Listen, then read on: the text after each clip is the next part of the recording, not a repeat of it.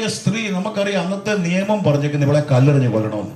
ഇവിടെ ചെയ്ത കുറ്റം നമുക്കറിയാം, അഡൽട്ടറി, വ്യഭിചാരം. പക്ഷെ എല്ലാവരുടെയും കയ്യിൽ കല്ലുണ്ട്. നിങ്ങൾ മനസ്സിലാക്കണം, ന്യായപ്രമാണം പറയുന്നത് ഇവളെ കല്ലെറിഞ്ഞ് കൊല്ലണമെന്ന് തന്നെ പറയും. ഹല്ലേലൂയ.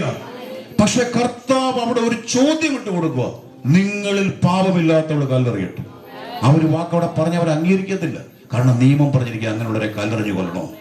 പക്ഷെ കുനിഞ്ഞ് കർത്താവ് ആ വിരല് കൊണ്ട് ഇങ്ങനെ വരയ്ക്കുന്നത് പോലെ കർത്താവ് നോക്കുമ്പോൾ കല്ലുകൾ ഇട്ടിട്ട് എല്ലാവരും പോവാ.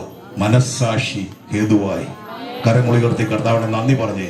അതെല്ലാം കഴിഞ്ഞപ്പോൾ, എല്ലാവരും പോയി കഴിഞ്ഞപ്പോൾ കർത്താവ് ചോദിക്കുന്നു, സ്ത്രീയെ നിനക്കാരും ശിക്ഷ വിധിച്ചില്ലയോ? ഇല്ല കർത്താവേ, ഞാനും വിധിക്കുന്നില്ല. ദൈവത്തെ സ്തുതിച്ചാട്ടെ. പൊയ്ക്കൊള്ളുക. ഞാൻ ചോദിച്ചോട്ടെ, ഞാനും നിനക്ക് ശിക്ഷ വിധിക്കുന്നില്ല, പൊയ്ക്കൊള്ളുക എന്ന് പറഞ്ഞ് ഏതെങ്കിലും കോടതി പറയുമോ? ദൈവത്തെ സ്തുതിച്ചേ.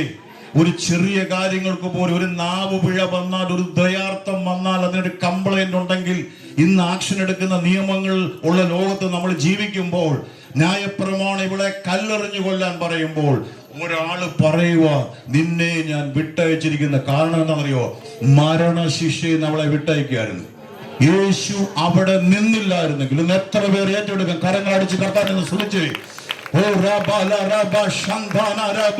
യേശു അതിന്റെ മധ്യത്തിൽ നിന്നില്ലായിരുന്നെങ്കിൽ ഇന്ന് രാത്രി ഞാൻ വിളിച്ചു പറയാം, ആ കല്ലിനും ഇവിടെ എറിയാൻ നിന്ന കല്ലിനും ആ സ്ത്രീക്കും മധ്യേ യേശു നിന്നതുകൊണ്ട്. അതുകൊണ്ടാണ് വചനം പറഞ്ഞത്, മനുഷ്യർക്കിടയിലും ദൈവത്തിനിടയിലും ഇനി വേറൊരു മധ്യസ്ഥനില്ല.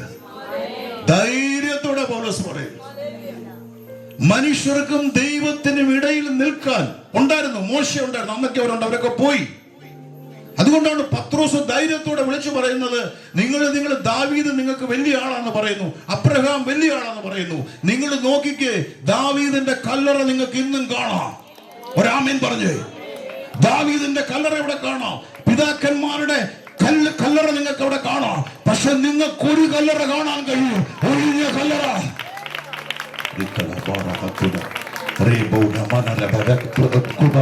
ദൈവമക്കൾ കരങ്ങളടിച്ച് ദൈവത്തെ സ്തുതിച്ചാട്ടെ. വചനത്തിന്റെ ശക്തി ഇന്ന് രാത്രിയിലൂടെ വ്യാപരിക്കുക, അഭിഷേകത്തിന്റെ തീവിടെ ഇറങ്ങിക്കൊണ്ടിരിക്കുക.